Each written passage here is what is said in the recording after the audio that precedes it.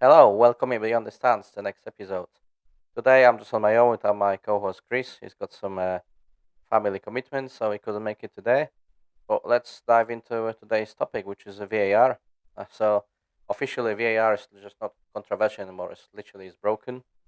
And listen, still until the end because we have official Premier League explanation after the decision in the Man United Brentford game why it wasn't a red card, which is baffling because it just explains they don't even understand the own rules of the game.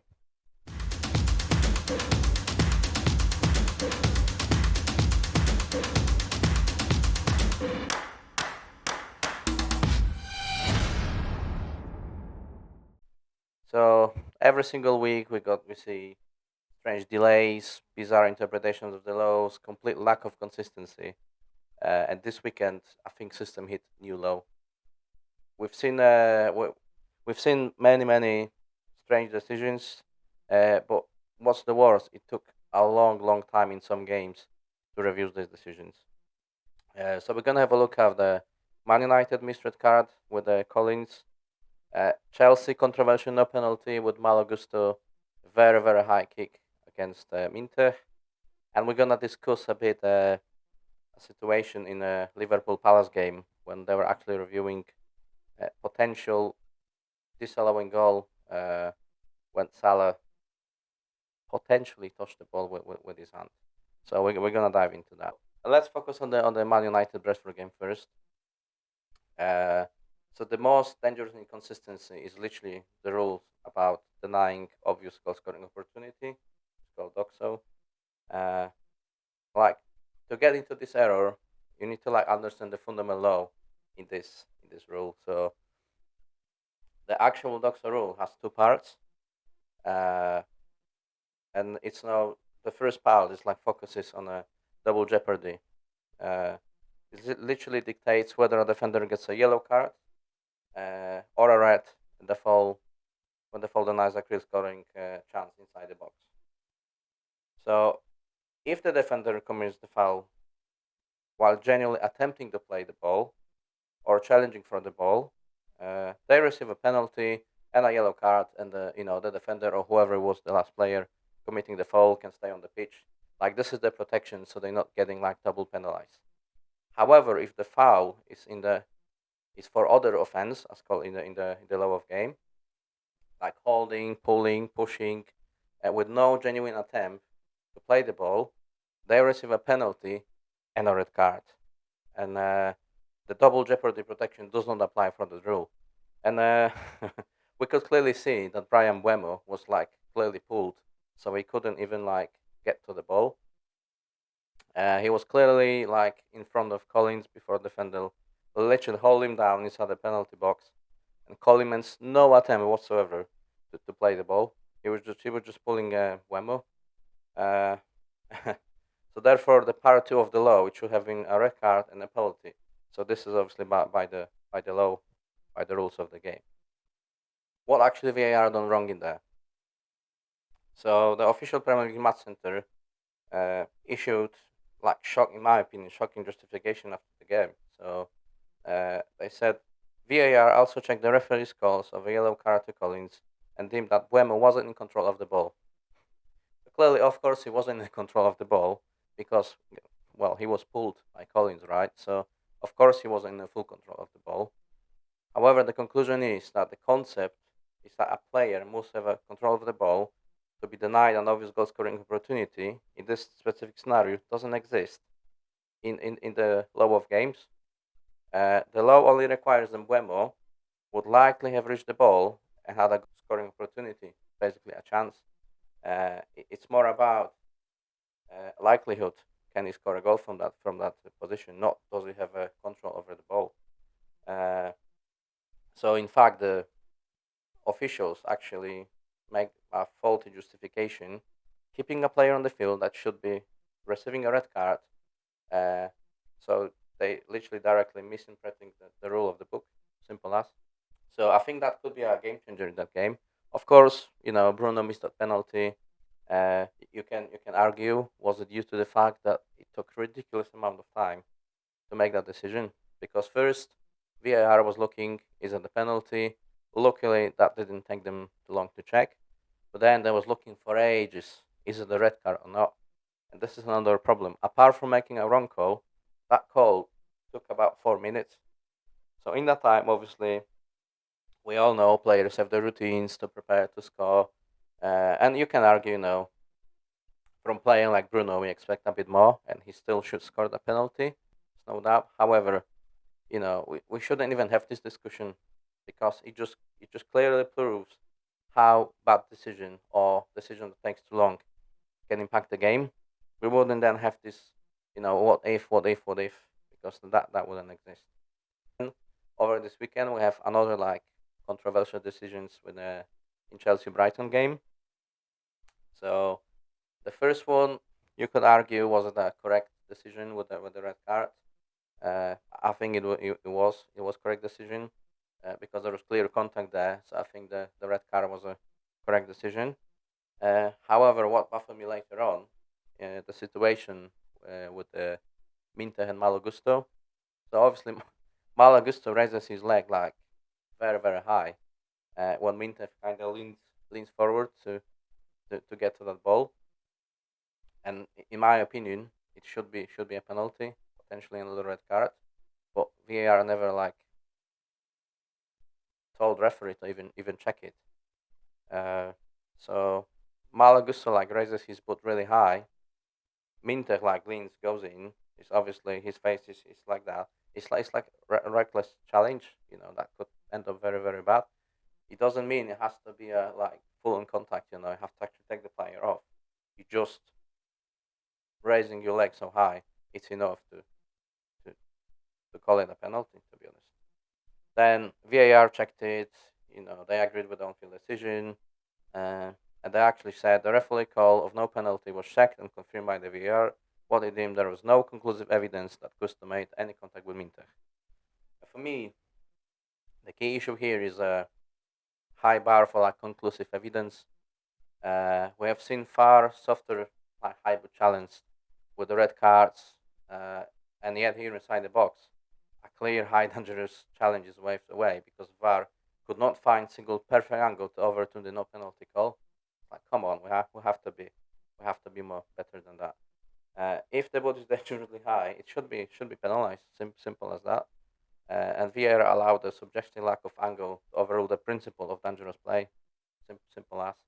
We just by decisions like that is the lack of consistency because I've seen uh, similar situations in other games, which that was called a foul. Not all of them was in the penalty box, but likelihood, like how the situation should look like, was very very similar, and yet they made different decisions.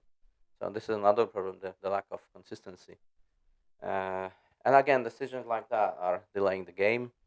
They're trying to have a look. They're looking at different angles because they're looking for this uh, like evidence. It has to be in the rule a conclusive evidence to overrule the decision, which then I think that causes the whole drama of they're looking at the different angles in slow motion, which sometimes is not best because it might exaggerate the situation, so it might be actually leading to the wrong decision. It kills the game. Imagine if you're on the stadium, you're celebrating a goal or potential penalty, and it's taking ages to review, and then just to say they didn't found conclusive evidence, and so yeah, they're gonna stick with the decision. Ridiculous. Uh, Last one, Liverpool against Palace. Uh, so that was another problem. Like when Federico Chiesa scored that equalizer in like towards the end of the game, Palace players trained appeal for a handball of Mo Salah. Uh, do I agree with the decision? Would I still keep the goal? Yes, because even if there was a contact there, even if Salah like touched the ball, uh, I agree. I will leave the decision with the goal as well. However, there was again the same problem. The game was stopped. They were looking again for this conclusive evidence that Salah handled the ball in the build-up. Uh, and the second problem there is again inconsistency. I've seen so many decisions with like very soft touches when he didn't even change the direction of the ball, and they actually disallowed the goals. Uh, But in this occasion, they decided to stick with the on-field decision and to allow the goal. Uh, the unnecessary delay. You know, we're losing that momentum for fans when you've got an exciting equalizer or a winning goal, or your team just starts to get back to the game. Suddenly, VAR review it, and we don't even know half of the time what's happening.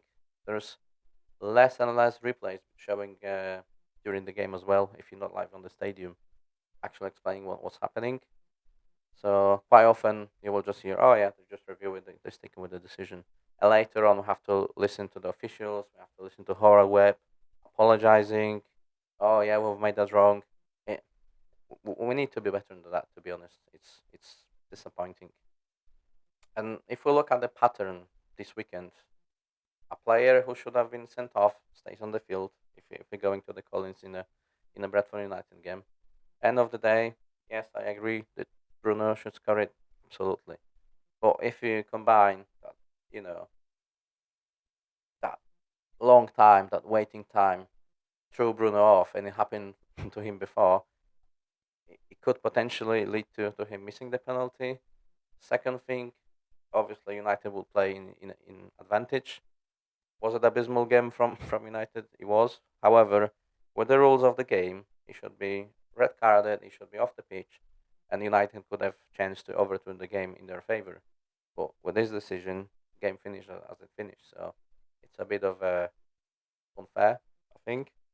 And it's more about the transparency because this week, it happened to United. Next week, it happened to Chelsea, Arsenal, City, West Ham, whichever team you support. It just we cannot carry on like that because it's ridiculous. Uh, and in my opinion, the only way forward is transparency.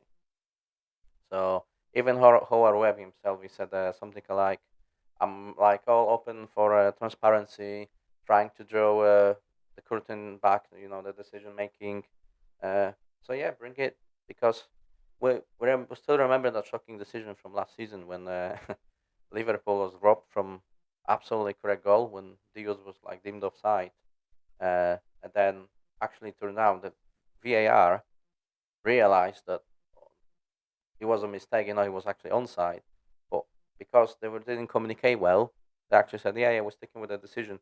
They didn't realize the decision on the field was actually offside, so they said, "Yes, stick with the decision."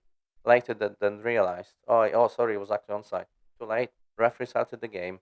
Goal was disallowed, and yeah, that cannot happen. On a Premier League standard. To be fair, I will be even happy if it's gonna happen in lower leagues because the whole point of a VAR is to make the game more fair, make the decisions more consistent.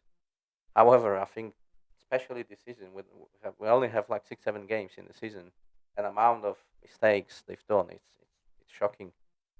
Uh, so, in my opinion, Premier League, the best league in the world.